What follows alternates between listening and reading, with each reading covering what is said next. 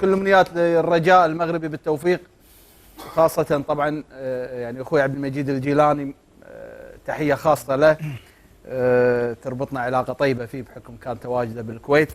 اخوي عبد الله، صبحك الله بالخير. يا صباح النور، يا هلا والله. حياك الله يا اخوي عبد الله. الله يعطيك العافيه ويعطيك الكبات الصحه والعافيه. حياك الله. حابين نتكلم بخور طال عمرك. تفضل. هلا اخوي عبد الله، تفضل. يا هلا فيك. يا هلا بالغالي، الله يسلمك. يا اخي لك وحشه والله، وينك اختفيت انت صراحه؟ موجود طال عمرك. نشوفك الا من سنه لسنه.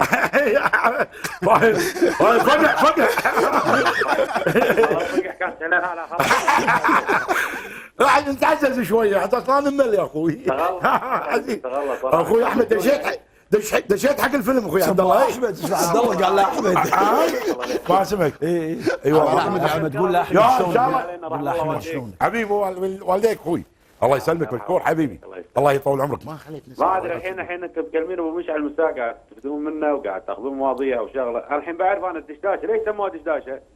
لان فيها ازرارات.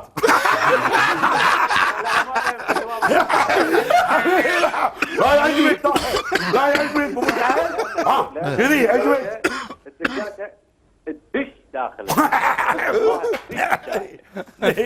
طيب مشكور اخوي عبد الله. حبيبي اخوي عبد الله حبيبي.